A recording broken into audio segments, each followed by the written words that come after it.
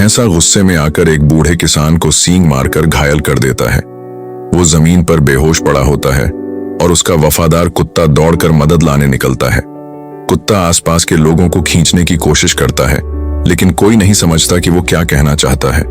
तभी एक युवक उसकी बात समझता है और कुत्ते के साथ उस जगह पहुंचता है। वो जल्दी से बूढ़े किसान को अस्पताल ले जाता है। डॉक्टर जांच करता है और कहता है, अब बहुत देर हो चुकी है, ये चल बसे हैं। बूढ़े के मरने के बाद जमीन और संपत्ति की देखरेख करने वाला आदमी सभी कर्मचारियों को बुलाता है और कहता है, जैसा कि आप जानते हैं, आपके मालिक का कोई वारिस नहीं है। मरने से पहले उन्होंने कहा था कि यदि कुछ हो जाए तो एक विशेष भोज रखा जाए और आप सबको एक चुनाव दिया जाए। टेबल पर 2 चीजें रखी थीं।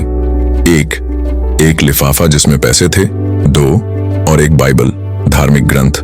पहला कर्मचारी माली आगे बढ़ा और बोला, मुझे पैसे चाहिए, उस बाइबल से मुझे क्या मिलेगा? दूसरा नौकर बोला, मैं कोई मूर्ख नहीं हूं, मैं पैसे ही लूंगा। तीसरी रसोइया बोली, अगर यह कोई फिल्मी पत्रिका होती तो मैं जरूर लेती, लेकिन बाइबल नहीं धन्यवाद, पैसे चाहिए। तभी आखिरी कर्मचारी की बारी आती है, जो जानवरों की देखभाल करता था, सबसे गरीब था। वसीयत करता कहता है, तू तो गरीब है, ले ले पैसे, तेरे ही ज्यादा काम आएंगे।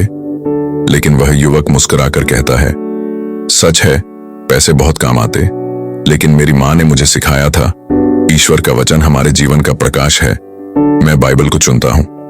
सब लोग हंसते हैं। कितना मूर्ख है ये, किसी ने चिल्लाया। लेकिन जब उस युवक ने बाइबल खोली, उसमें 2 लिफाफे थे। 1, पहले लिफाफे में उन सभी कर्मचारियों से 10 गुना ज्यादा पैसा। 2, और दूसरे में वसीयतनामा, जिसमें लिखा था, मेरी सारी संपत्ति उसी को मिलेगी जो मेरे मरने के बाद भी ईश्वर पर भरोसा रखेगा और लालच को ठुकराएगा। युवक पढ़ता है, अपने पूरे मन से प्रभु पर भरोसा रखो और अपनी समझ पर निर्भर मत रहो। कहानी की सीख, मॉरल ऑफ द स्टोरी, जो चीजें हमें बेकार लगती हैं, उनमें ही सबसे बड़ा आशीर्वाद छिपा हो सकता है। धैर्य, आस्था और सही चुनाव हमेशा फल देता है। अगर आपको यह कहानी पसंद आई हो तो इसे किसी दोस्त से जरूर साझा करें और चैनल को सब्सक्राइब करें